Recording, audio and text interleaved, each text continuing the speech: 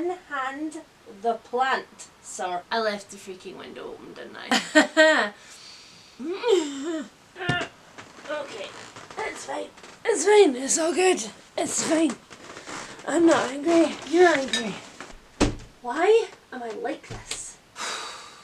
My bum is going to go numb in about 5 seconds, but as you can see, today we are on the floor because it would have taken 6 desks to fit all of these stacks on. I have done some collecting since Christmas, so let's get started because we're going to be here to roughly this time next week.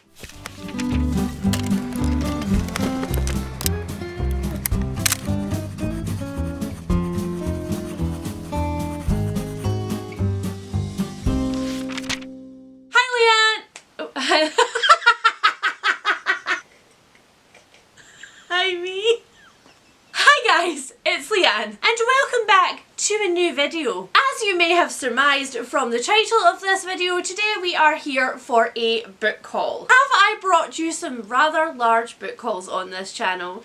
Yes. Have we had one of this size in living memory? No, we have not. This here treasure trove of goodies have been collecting since the start of December. They include some project books, some books from publishers, many generous Christmas presents from you guys and my family, a bunch of pre-orders, and 2 shopping trips. 2 shopping trips. And quite honestly, I could probably break this up into 3 separate book hauls and you guys would probably be none the wiser because there are many books here. But quite frankly, I need these books to be on my shelves now. I am in the midst of a little reshuffle, or shuggle about of the shelves, in hopes that 2023 will finally be the year that you guys get a bookshelf tour. Something that I have been promising you for, all of 2022. And on several occasions, to be perfectly fair, I have started to film, only to discover that my brain was once again like, no, the books are still not in the right place. We're gonna try our best to overcome that in 2023. So without further ado, because I think I have... Do not go behind the books. Let's just get on with it, shall we? Let's kick off by talking about this massive stack of project books, which is actually deceptively heavy, so I'm going to put it down now. As I've said, in amongst all of these towers of books on my floor, there are quite a few books which are for various different projects this year, but only a couple of those projects have actually been unveiled to you guys. She's got a lot up her sleeve this year. And one of those projects is Around the Disc in 800 Days, which is a Terry Pratchett Discworld complete read-along of all of the 40+ books in the Discworld universe. So I have been replacing my Terry Pratchett mass market paperback that I have been collecting for absolute years since I was about 15 with trade paperback versions. Brand new versions that were only my own, that would last for many more years to come because they wouldn't already be falling apart. So in this stack of replacements, which are in the order that they were posted to me, not in publication order. If you want publication order, again, go look at my announcement video, there's more information there. We have The Last Continent. A new dilemma has presented itself. Where do I put them once I've hauled them? Interesting Times, Going Postal, Making Money, Unseen Academicals, The Truth, and Rising Steam, which deeply unfortunately is a matte cover when the rest of them are not, but whatever. So that is those. And then right underneath that stack there is this stack of 4 fairly hefty fantasy books. These are for another project which I will be unveiling in my 2023 goals video, so keep an eye out for that. Although the eagle-eyed amongst you may spot a theme. The first one that I have is The Traitor by Seth Dickinson, and this one is about Beru. One of her fathers was murdered when a neighbouring empire came and conquered her island, and she is absolutely dedicated to revenge. The problem is that what is left of her people are scattered to the winds, and she has absolutely no power in this new empire. And so she makes a decision to join the empire's civil service and to steadily dismantle it from within. Why do I suspect that it's not going to be that easy? Next up we have got Magician, which is book 1 in the Magician Trilogy by Raymond E. Feist. This one has given me a little bit of fear. She is a chunky one. one. I would consider this one to be somewhat of a mid-classic fantasy. It was published in 1992. It is incredibly popular. And not only is this one a bit of a classic, it is somewhat traditional fantasy. Our main protagonist is called Pug. He is an orphaned kitchen boy and he is living a blissful and perfectly normal life on the Kingdom of Isles when war suddenly arrives on their doorstep. With no family or support to speak of, Pug really should be swept up with the conflict and an early casualty, but it turns out that destiny has something else in mind for Pug, because he is destined to be a master magician. Have you spotted the theme yet? Next up we have The Black-Tongued Thief by Christopher Buehlman. This is about Kinch who is up to his ears in debt. He is a master thief, and in this world the only way that you can become a master thief with all of the magics required to get there is to be taught by a guild. And you have to pay a tithe to the guild for all of their master classes. Needless to say, he has not been a very successful master thief thus far and is a little bit behind in his payments. So with desperation and potential death looming, he targets the first person that comes across his path, which turns out to be Galva. Galva is a knight. She is searching for her queen and she is not going to let any petty little thief get in her way, which is a shame for Kinch, really. Now, with time and luck having run out, Kinch finds himself embroiled in Galva's quest and decides, well, potentially her quest is better than the alternative. The end of the blurb on this one said, "Goblins hunger for human flesh, krakens hunt in dark waters, and honour is a luxury that few can afford." I do love me not only a nice grey world, but a nice mid-sized fantasy book. Oh no! Apologies for the abrupt change in angle there. That may or may not have been Royal Mail delivering yet another slightly damaged and late book from Waterstones. At this point, it's not even worth discussing. Anyway, the last book in that stack is The Shadow of What Was Lost by James Islington. This is the first book in the Lycanus trilogy, and I have literally no idea what this one is about. Normally I would try to give you a good synopsis because that is my preference when I am watching book hauls. The reason that I cannot give you any kind of decent synopsis for this is, one, because the book itself doesn't actually provide one, and no, it's not the case of the hidden synopsis on the first page. This is just an extract from the book. But also because literally none of the blurbs that I have seen on any site seem to marry up in any kind of coherent way. The general gist that I have managed to cobble together about this one is that it is about a chosen one main character who is going on an epic quest and is picking up friends along the way, friends, compatriots, people who will eventually help. This is also really annoyingly most frequently compared to Wheel of Time, but Wheel of Time is another series that has an incredibly vague synopsis, and so I feel like if you haven't read the Wheel of Time books, you're still going to be none the wiser about what the hell this is about. And that's a decently big commitment because this is yet another 700-page fantasy book. Who publishes this? Orbit, sort your shit out. Anyway, that's the last one in that little project stack. I will let you guess what the theme of this project that I'm going to be undertaking might be. Now let's have a little break from fantasy, shall we? Let's tackle some of this stack, which is all of my kind of like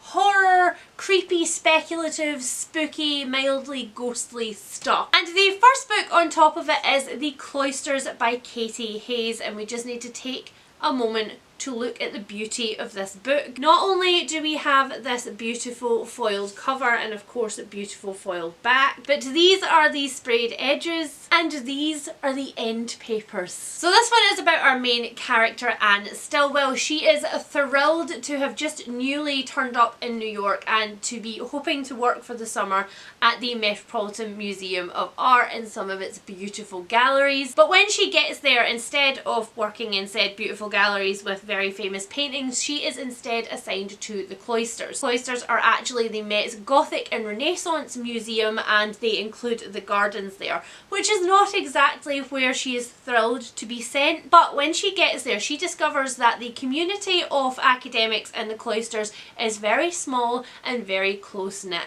and the person who really runs the show is the curator Patrick, who is absolutely obsessed with tarot and divination. Anne doesn't believe in in anything supernatural. But then while she is working on the archives, she stumbles upon what was once thought to be a completely lost famous deck of Italian tarot. But Anne doesn't just find that, she also finds her belief in divination, because then some very creepy things start to happen. I seriously hope that I love this one as much as I love the cover, because I don't want to have to unhaul it if I don't. I just want to display it forever. Next up is one that was on my 2023 most anticipated list, and it's a bit of a controversial one for me. It is How to Sell a Haunted House by Grady Hendrix. I was absolutely determined that the Final Girl support group was going to be my last Grady Hendrix. I love his characters, but I hate his plots. They always just go in circles and then have the most unsatisfying, unlikely conclusions. There's a lot of convenience and coincidence in Grady Hendrix books. That is totally fine. If that is your jam, then that's great, but it's really not my thing. And what is that phrase? The definition of insanity is doing the same thing again and again and looking for different results. And that was what I felt like picking up Grady Hendrix's books.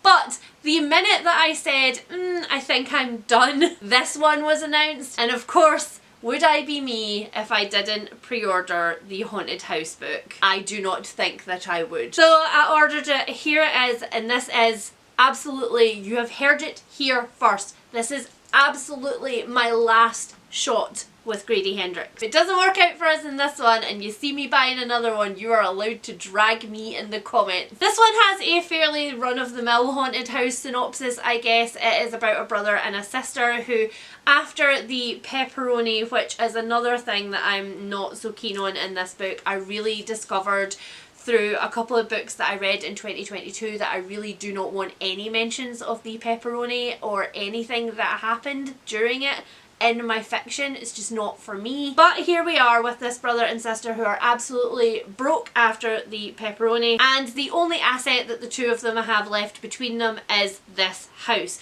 which they then need to really badly update so that they can sell. However, when they get to the house, which they haven't seen obviously in like a year and a half, it is all weirdly boarded up. There's newspaper across the windows and there is a lot of other weird stuff that they find inside. I shall report back to you and let you know how we get on together. The next one that I've got here I'm just going to show you really briefly because it's one of those, it pretty much does what it says on the tin books. This is The Haunting Season Ghostly Tales for Long Winter Nights, and this was a gift from my mum at Christmas. She really likes to try and blind buy me books, and she has a lot of joy if the books that she picks up are things that I don't already have. You guys know that I am not one for short story collections. I absolutely hate starting a book, and short story collections is just starting a bunch of things over and over again, and then once you're orientated in the world it's gone. But I did read last year 2 anthologies of horror which I actually really enjoyed, so we're gonna give this one a go. It has quite a few authors in it that I recognise, some that I've read from and don't enjoy, and some that I've read from and really do,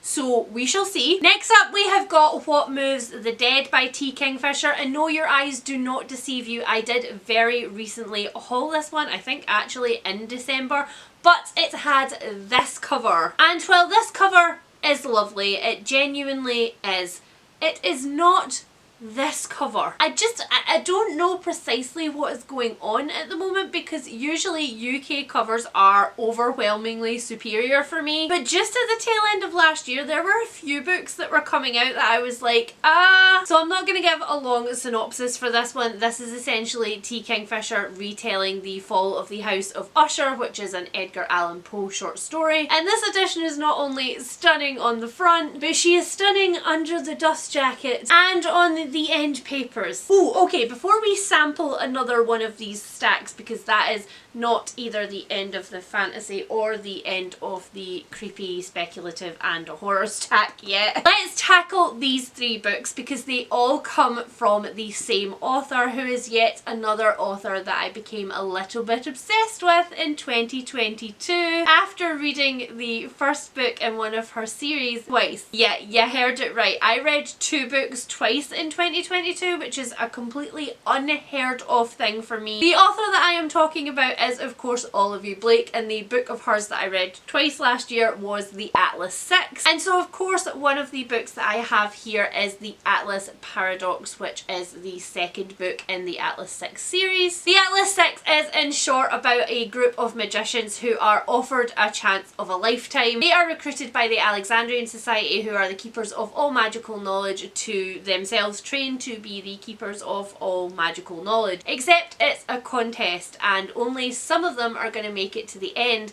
but because this is a secret society, if you don't make it to the end, you will not make it to the end. It was twisty, turny, it was pretentious, it was backbiting, it was dark. I trusted not a single character in it and I absolutely loved the reading experience. And my copy of the Atlas 6 is a signed version, but it's just a sort of bog standard edition, whereas this one, aha. Then the next Olivie Blake that I picked up was Alone with You in the Ether, which is actually a contemporary love story. Now it's not that I don't read contemporary love stories, I absolutely do, but this one is leaning a little bit more on the literary fiction side of the bandwagon, which is admittedly aggressively not normally where I find myself. But with Olivie Blake, it's another case of the T Kingfishers for me. I will pretty much pick up anything that she writes at this point, and so I am more than willing to give this one a go, especially because it sounds like the same level of pretentious that the Atlas 6 was, and while that again is not usually my jam,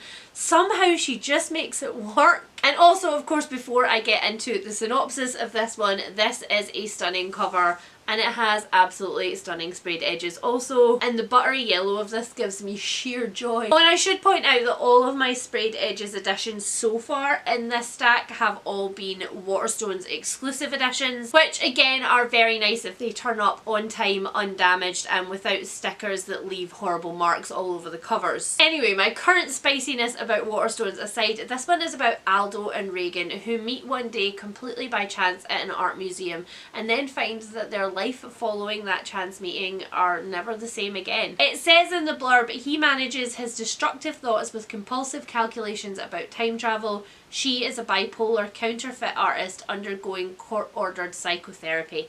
By the end of the story, these things will still be true, but this is not a story about endings. Honestly, genuinely here for anything that she produces, which is good because she's got another 2 books coming out in 2023 which I have pre-ordered. If you would like to know more about them, you can pop up here to my most anticipated of 2023 because they are definitely on that list. That being said, I do actually have a proof of one of the other 2 of the books that I mentioned in that video, and I will show you it now. This is One for My Enemy, and it is a sort of mafia, sort of speculative fantasy story. It is about 2 rival families who are always just on the cusp of wiping each other out. We have the Anatova sisters, who is desperately loyal to their mother, whose name is Baba Yaga, and then we have the Fedorov brothers, whose father is nicknamed Koschai the Deathless. But these rival families find that they suddenly have to work together to a common goal because a mutual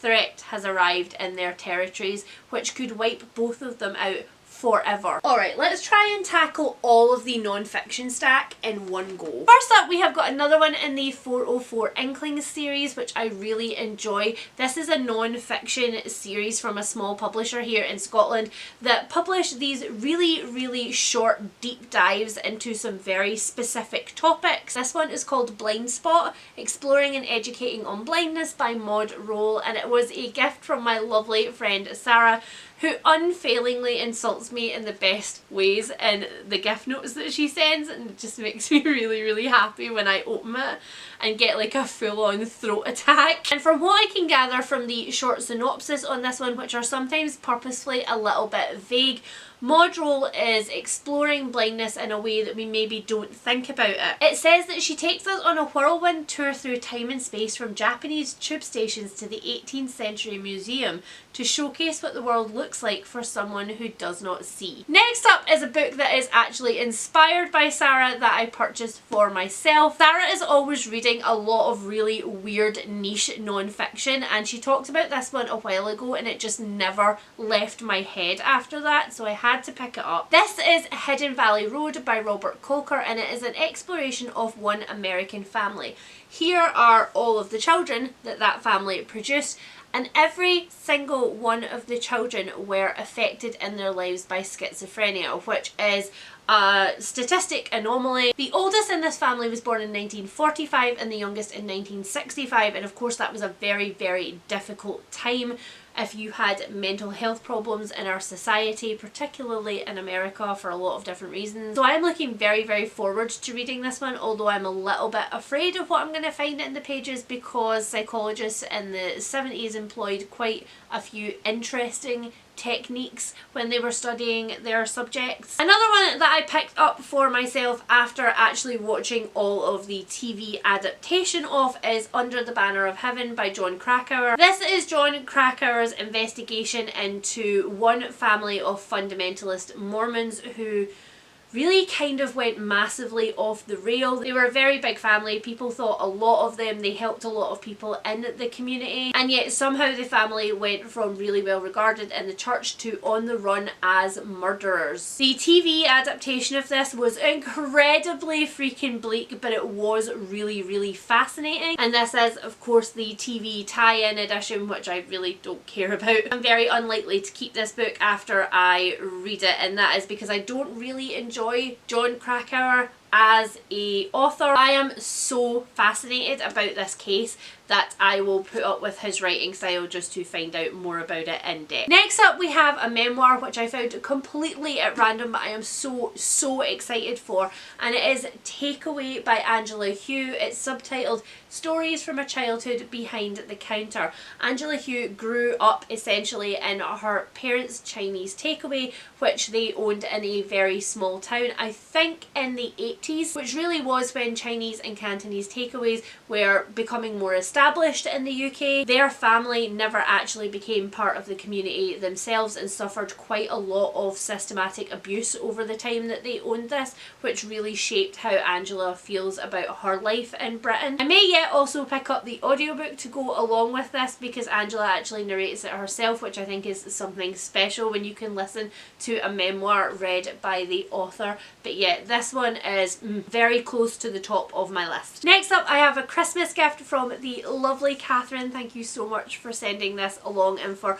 all of your well wishes. This one is another memoir, and it is Sex Cult Nun by Faith Jones. Faith grew up in the cult The Children of God, who are very, very famous. They are an end of days church. They are preparing for the next coming of Christ, where the world will end and only the worthy will be saved, and Faith very much grew up with all of that religious iconography all around her all the time. However, Faith always had a mind of her own, and she spent a lot of her life stealing books and other teaching materials from other places outside of the cult and obsessively reading them and trying to make sense of the world outside of what she saw.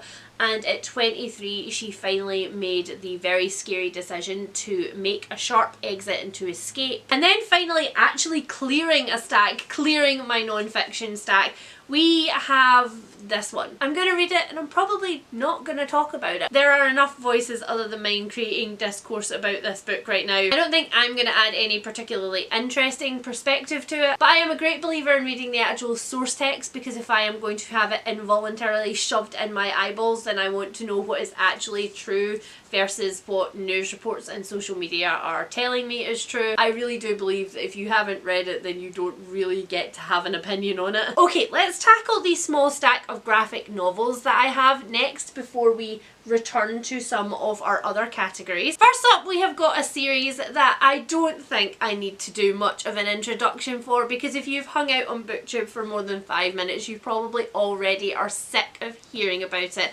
And that is, of course, the Lore Olympus series by Rachel Smythe, right? Yes, by Rachel Smythe. I had already picked up for myself the first volume in this, which I have read and have absolutely loved.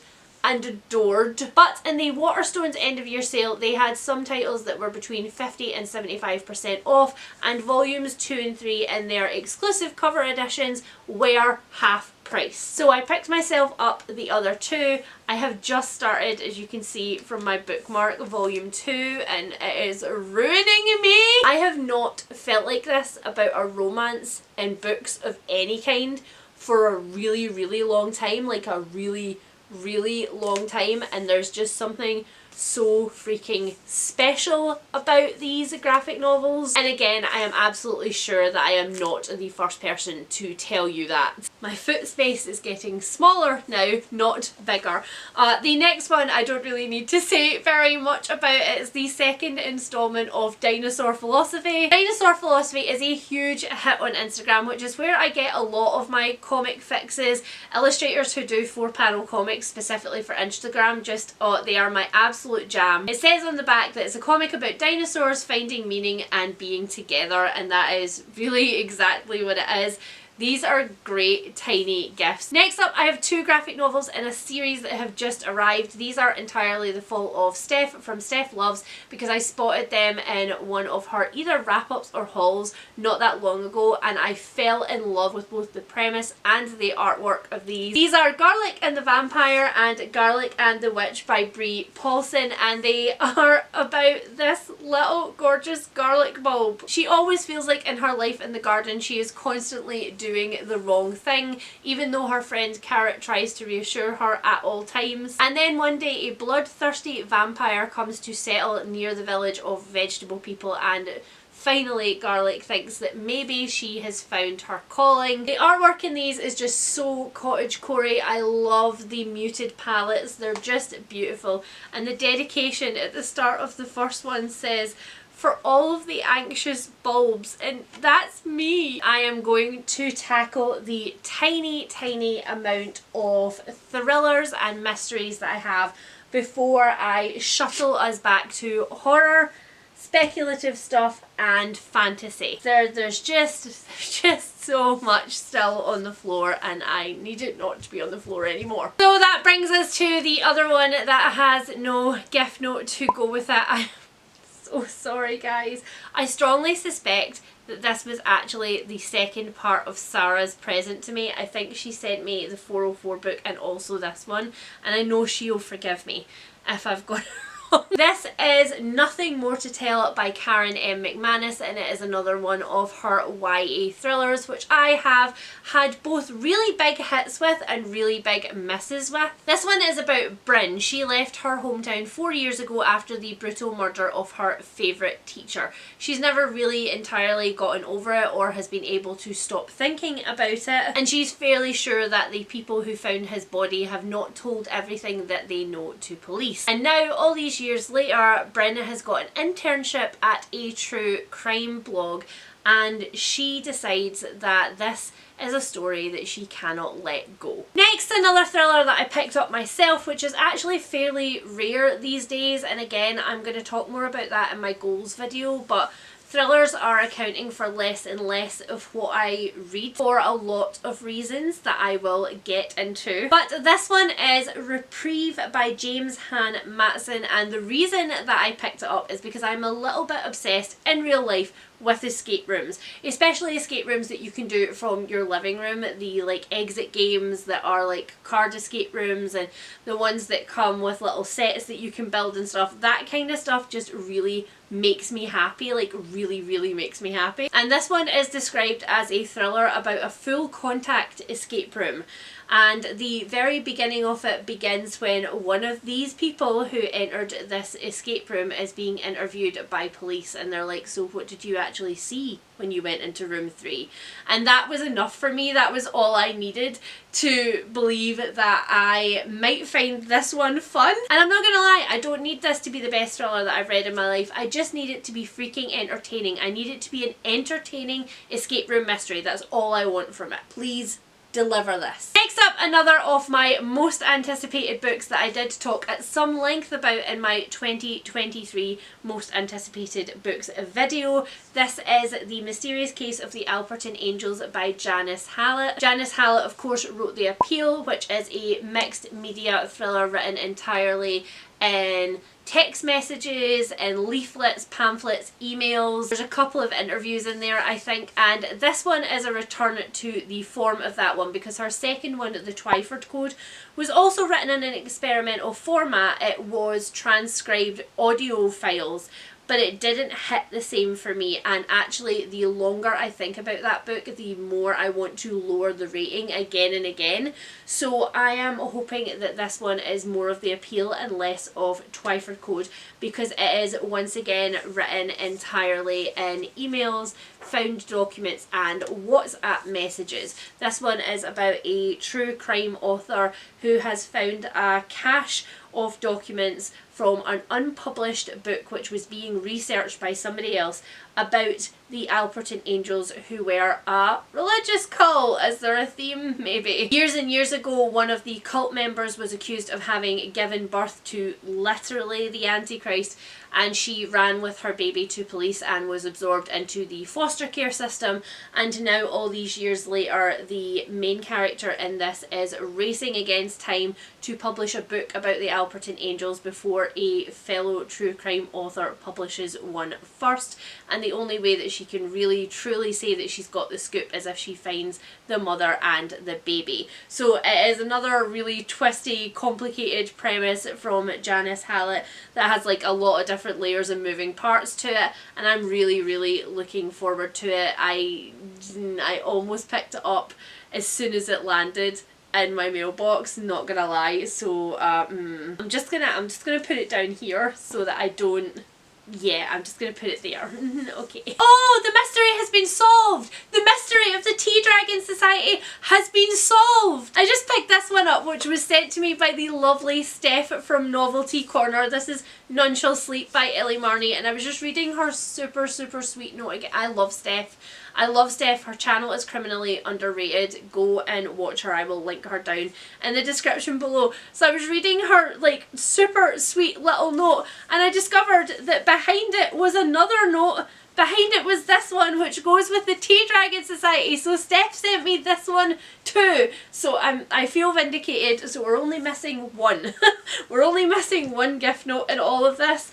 I can only blame that on one dog. Thank you so much, Steph, for both of these. And I'm even more excited about this one because it is set in Quantico in the FBI headquarters in 1982. Our main character is Emma Lewis, and she is herself the survivor of a horrific serial killer, but she as a teenager has been employed by the FBI to talk to other serial killers and offenders who are in their teens, because she has a unique perspective to be able to access their stories from. But then the team is called to look into a case where the serial killer is specifically targeting teenagers, and it becomes all too close to home. The cover of this is absolutely stunning. It is absolutely giving me 80s slasher vibes, so yeah, thank you so much, Steph. Okay, let's circle back to fantasy because that is overwhelmingly what I've got left here, and I'll split it up with what's left in the horror and speculative stack. So the next book that I've got to show you is this absolutely stunning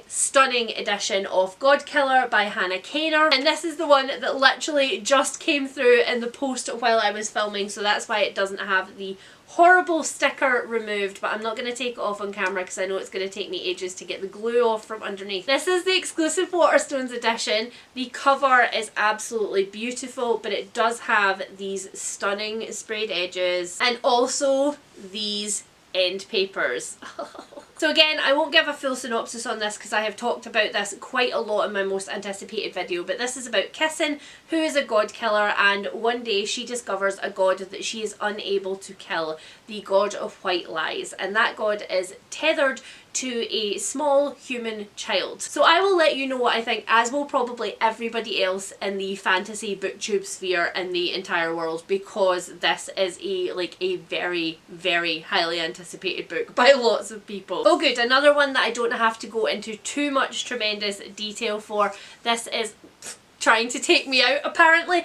That is How Cold My Hands Are. This is Hellbent by Leigh Bardugo, and it is the second in the Alex Stern series, which was the other book that I actually ended up reading twice last year. Ninth House is one of those books. It's a Marmite. You either really love it or you really hate it, very much like the Atlas 6. I read it for my Patreon book club and I ended up really liking it. Some of my patrons didn't feel the same, so it's interesting to see which side of the fence that you end up on. This series is about Alex Stern, who is a very surprising addition to the freshman class at Yale in the year that she arrives, because she has a very checkered past that she is desperately trying to put behind her.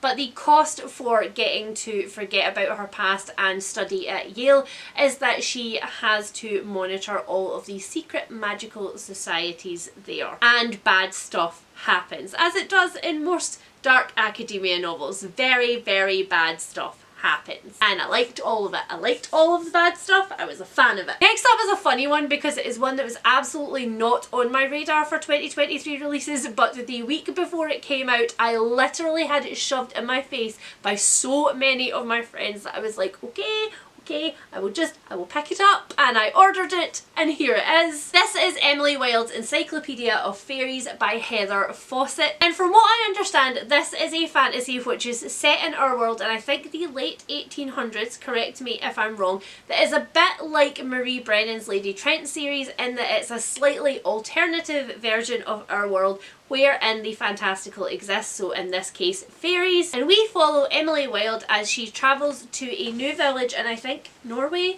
maybe, where she has gone to obviously add some more fairies to her encyclopedia, and she does not intend to make any friends on this trip. Absolutely no friends, specifically not Wendell Bambleby, who is her direct rival and also has the best name in all of literature ever, Wendell Bambleby. But the blurb says that as Emily gets closer to uncovering the secrets of the Hidden Ones, the most elusive of all fairies, she also finds herself on the trail of another mystery. Who is Wendell Bambleby and what does he really want? To find the answer, she'll have to unlock the greatest mystery of her own, her heart. Next up, I have got two that I got for Christmas from a lovely viewer, Sarah Bess. Thank you so very much for sending these along to me. The first one of those is Belladonna by Adeline Grace. This is kind of like a gothic fantasy mystery all in one. It's about Signa, who was orphaned when she was a kid, and she has been passed around through a lot of guardians from place to place, and she's finally got to the very last relative that she has. These secretive relatives, the Hawthorns, live at Thorn Manor, I think, which is a massive gothic manor. She has never been near any place that looks like this before, but these are her very last hopes. But then one night her mother's spirit randomly appears to her and claims that she was poisoned and that the key to her death lies here in Thorn Manor. And the second one is Little Thieves by Margaret Owens. Now I know that this one made a massive splash when it was published because I think it was featured in Fairy Loot or Illumicrate or possibly both of them. And interestingly enough, this is one of the only other books in this haul that I don't know very much about, and that's because the reason that I ended up putting it on my wish list in the first place was because my lovely friend Lily said that it includes both found family and queer elements that she really enjoyed and she thought would be up my street. She also said that she found the found family in here like really comforting, and that is definitely something that I love from fantasy. So let's find a little bit out about it together. We don't do this very often. It'll be an adventure. Vanya Schmidt knows no gift is freely given, not even a mother's love. The adopted goddaughter of Death and Fortune, Vanya has long made her own way in the world as a dutiful servant of Princess Giselle, until a year ago when her otherworldly mothers demanded payment for their care, and Vanya decided to steal her future back by stealing Giselle's life. With the help of an enchanted string of pearls, Vanya transformed into her former mistress and took her place, leaving the real Giselle a penniless nobody. Now Vanya leads a lonely but lucrative double life as a princess and jewel thief. charming the nobility while emptying their coffers to fund her great escape, until one heist away from freedom, Vanya crosses the wrong god and is cursed to turn into jewels stone by stone. With a feral guardian half-god, Giselle's sinister fiancé, and an over-eager junior detective on her trail, Vanya has just 2 weeks to pull off her biggest grift yet, or she risks losing more than her freedom. That sounds so innovative and really twisty-turny and completely out of the box. I am very looking forward to this. Thank you so much to Sarah Bess for sending both of those along. Honestly guys, the amount of times I cried at Christmas because you guys had sent me lovely things. Next I have got a dark academia novel that I've just been snoozing on forever. This has been on my list for a really long time and I've just never picked it up, and so I finally did so. You guys have been telling me consistently that I will love this, so it's here, okay? You can stop yelling at me. This is These Violent Delights by Micah Nemerever, and of course it is about two men who are fatally, perhaps, 'tis dark academia, obsessed with each other. It's about Paul, who in the 1970s goes to university in Pittsburgh. He is trying to move on from his really complicated family relationship and the recent death of his father, and he just wants to throw himself into academia and forget that the world exists. But university ends up being really lonely and really isolating, and so when Paul meets Julian, who is much more worldly than he is, has a lot more friends and a lot more connections, he is absolutely entranced by him and a little bit obsessed. The end of the blurb once again says, as their friendship spirals into all-consuming intimacy, they each learn the lengths to which the other will go to stay together, an obsession that hurtles them towards an act of irrevocable violence. And I think from what I'm working out from what people have said about it, that this one is queer, but it's less a love story and more a really like twisted, these two should never have been in the same place at the same time relationship. And honestly, you guys know that I very seldom let myself get bullied into picking up books because of the hype, but I am going to read this one specifically just to make you guys shut up about it. Let's take my mind off of that by talking about this one. This is The Child Thief by Brom. This is a book that I bought for myself. I have never read any of Brom's other horror, and over the last little while he's really like had a resurgence of popularity, and so I was finally like, okay, fine. And the reason that I ended up picking up this one is because this is a retelling of Peter Pan. You guys know that I love everything Peter Pan, that all of the twistedness of Peter Pan really appeals to me. And again, as I have said endlessly, I did a lot of work on Peter Pan and J.M. Barrie when I was in university. My favourite book of 2022 was actually a queer retelling of Peter Pan, which was Peter Darling by Austen Kant. But this seems to be the absolute antithesis of that, because while that was sort of a very savage but very romantic version of Peter Pan, this one portrays Peter much more as the little human embodiment of chaos that he actually is, as the like truly selfish being that he actually is. The little tagline for it says, Peter is quick, daring and full of mischief, and like all boys he loves to play, though his games often end in blood. His eyes are sparkling gold, and when he graces you with his smile you're his friend for life. But his promised land is not Neverland. Next up is another one that I found completely randomly when I was out with Amy, and it is The Monsters We Defy by Leslie Penelope, and oh my god, the synopsis on this sounds amazing. And this one is about Clara Johnson, who can talk to spirits, but unfortunately this gift has left her in a bit of a pickle and indebted to the spirit world in a way that could cost her her life. So when the spirits offer her a chance to completely fulfill her debt, she takes it. She's like, tell me what to do, I am completely here, I am listening. And they tell her that she must steal a ring from one of the wealthiest women in the district. But again, it's the end of blurbs that have been getting me in this stack, because the end of the blurb says, Clara can't accomplish the daring heist alone. To pull off the impossible, she'll need the help of an unlikely team. And honestly, just any time I read that on a book, I'm like, I'll buy it. Because this team includes a handsome jazz musician who is able to hypnotise with a melody, and an ageing actor who can change his face. You guys know I love anything with ghosties in it. This just looks so up my alley. The cover is so adorable. And now the final one. Oh my god, I can't believe that we've actually done it. I'm going to have to show you this stack of books when I finish filming so that you can see how bad this is and also how precarious it is. I have not stacked very well at all. The last one that I've got is one that I haven't heard anybody talking about at all, which seems kind of nuts to me considering it's been blurbed by J. Christoph, so it must be at least somewhat popular. The hype for this one is obviously just like going straight over my head. But this is Threadneedle by Carrie Thomas. I love the cover of this, it's beautiful, and I picked this up solely based on the blurb. So for the very last book in this video we are again going to read the blurb. I don't know, the blurb just weirdly does something for me. It made me really excited the first time that I read it. So it says, Anna's aunt has always warned her of the dangers of magic and its deadly consequences. She counts down the days to the ceremony that will bind her magic forever. That is until she meets Effie and Attis. They open her eyes to a London she never knew existed, one filled with magical shops, a secret library where the librarian feeds off words, and clubs where the revellers lose themselves in a haze of spells. But as Anna is swept deeper into the world, she begins to wonder if her aunt was right all along. Is her magic a gift or a curse? That not just sound, I don't know, something about that premise, just even reading it again now gets me all like, ooh, tingly, and it makes me want to read it right now. Okay, oh my god, we're finally finished. Guys, I've actually built a wall of books. I am terrified to count these. This is going to be the worst ever haul to edit.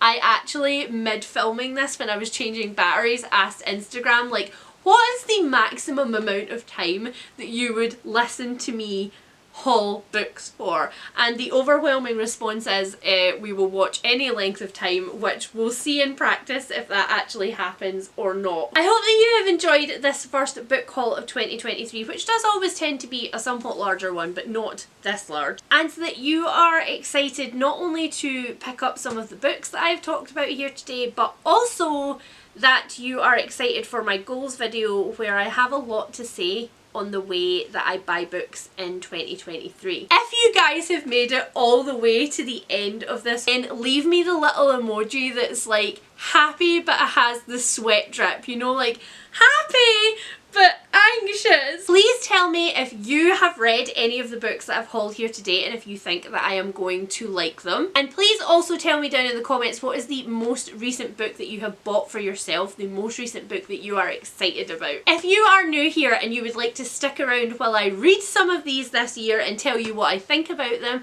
then please hit that subscribe button. And if you have been here for a while but you have enjoyed it, then please hit that thumbs up because it really does help my channel. And I will speak to you soon, guys. Bye! Oh my god. Okay. Oh my god, guys, I can't even get them all in shot. Oh, wish me luck.